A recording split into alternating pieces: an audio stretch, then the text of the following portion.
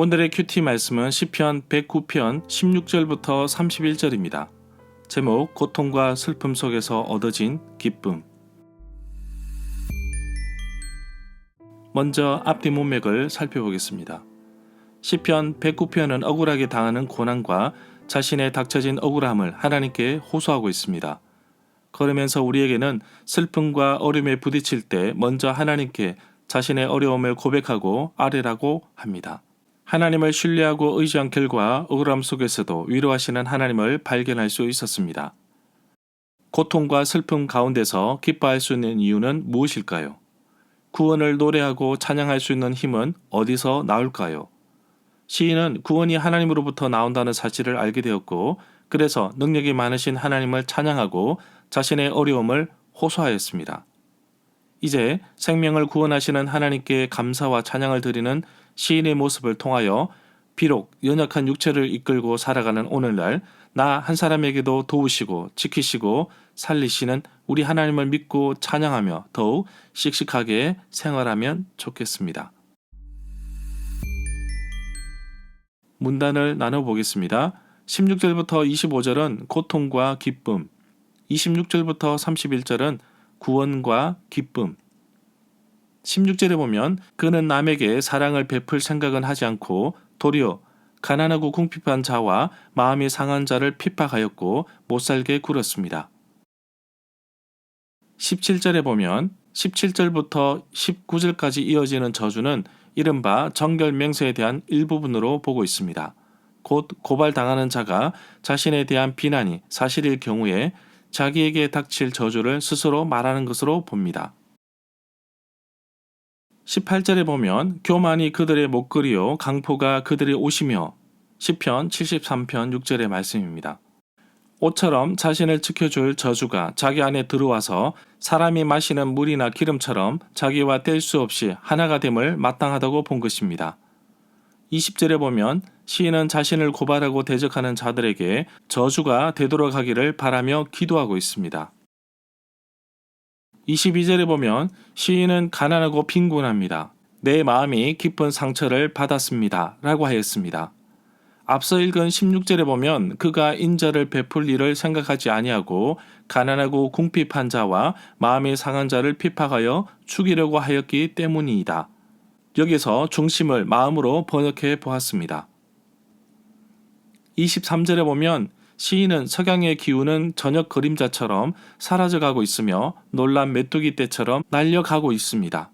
불려가오며 라는 말은 털리며 라는 의미로도 사용되는데 말하자면 사람의 옷에서 금불이 틀리듯 이라는 뜻으로 사용되었습니다. 24절에 보면 병이 생긴 모습을 표현하고 있는 것처럼 보이지만 실제로 고발당하는 자가 자기 기도를 뒷받침하려고 집중해서 금식한 결과일 수도 있음을 보여주고 있습니다. 25절에 보면 시인은 자신을 조롱하는 자들에게 조롱거리가 되었고 그들은 자신들을 볼 때마다 머리를 절레절레 흔들면서 자신을 멸시합니다. 바울이 손을 들어 흔드는 것은 주목하라는 뜻으로 손을 흔드는 것이며 사람들이 머리를 흔드는 것은 비방과 수치와 능욕을 가지고 있으며 멸시한다는 의미를 가지고 있습니다. 28절에 보면 그들이 일어날 때 수치를 당할지라도 라는 구절을 좀 더 연구해 보면 고대 한 번역본에서는 나를 핍박하는 자가 패망하게 하소서라고 나와 있습니다. 히브리어 본문의 뜻은 그들이 나를 핍박했지만 패망하고 말았다 라는 뜻을 가지고 있습니다. 29절에 보면 앞에서 언급되었던 구절이 반복됩니다.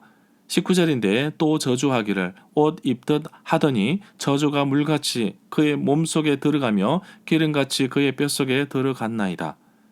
시인이 강구하는 표현이 시편 71편 13절에도 나옵니다. 내 영혼을 대적하는 자들이 수치와 멸망을 당하게 하시며 나를 모해하려 하는 자들에게는 욕과 수욕이 덮이게 하소서. 30절에 보면 시인은 입을 열어서 여호와께 크게 감사하며 많은 사람들이 모인 가운데서도 주를 찬양할 것이라고 고백합니다. 31절에 보면 시인이 찬양하는 이유를 말하고 있는데 주는 연약한 자의 오른편에 서서 고발하는 자들에게서 자신을 구원해 주시고 생명을 구원해 주시기 때문입니다. 기도하는 시인은 자신을 도우시는 하나님께서 자신의 오른편, 우편에 서 계심을 믿고 있습니다. 자신의 기도에 응답하시는 하나님에 대해 많은 사람들에게 감사드리는 고백을 합니다. 절마다 상세한 설명과 구절 해석, 핵심 내용과 중심 줄거리는 네이버 블로그에 올려져 있습니다. 내게 주시는 교훈입니다. 하나님은 연약한 자를 돌보시며 또한 보살펴 주십니다. 이런 사상은 이스라엘 백성들에게 주신 율법 가운데도 분명하게 나타나 있습니다. 하나님은 이 땅에 살아가는 연약한 자들을 돌보실 뿐만 아니라 구원하시고 살펴주십니다. 하나님의 도우심을 받으려면 먼저 우리의 상황을 하나님께 말씀드려야 할 것입니다. 물론 하나님은 나의 모든 삶을 다 알고 계시지만 하나님은 믿음으로 하나님 앞에 나오기를 바라고 계십니다. 힘든 일이 있더라도 낙심하지 마십시오. 부끄러워하지 마십시오. 우리 하나님은 내가 처한 모든 상황을 다 알고 계십니다. 원수, 대적들의 공격에 힘들어하는 시인의 모습과 그의 고백이 나옵니다.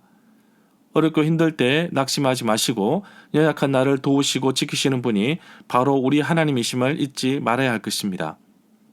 힘들수록 해결될 기미가 보이지 않을수록 더욱더 우리 주님을 기억하고 신뢰하고 의지하며 나아가야 할 것입니다.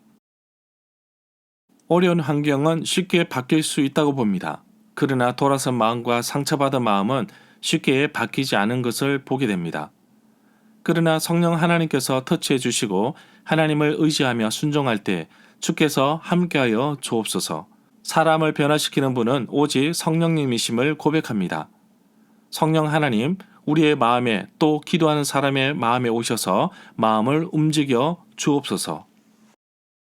아직 예수님을 알지 못하는 사람은 복음을 접할 수 있는 환경을 열어주시고 낙심한 자에게는 성령 하나님께서 찾아가 주셔서 위로하여 주옵소서. 상처난 자들에게는 회복을, 위로가 필요한 자에게는 위로를 주옵소서. 이 땅에 살면서 변변치 못한 어려움 속에 살아가고 있는 주의 자녀들을 긍휼히 여겨주시고 연약한 주의 자녀들을 도와 주옵소서. 비록 힘들고 어렵지만 크신 하나님을 믿고 따르며 찬양하며 더욱더 기쁨으로 신실하신 하나님을 찬양하며 나아가기를 소망합니다. 나의 발걸음을 기억해 주시고 흔들리지 않도록 붙잡아 주옵소서. 예수님의 이름으로 기도합니다. 아멘.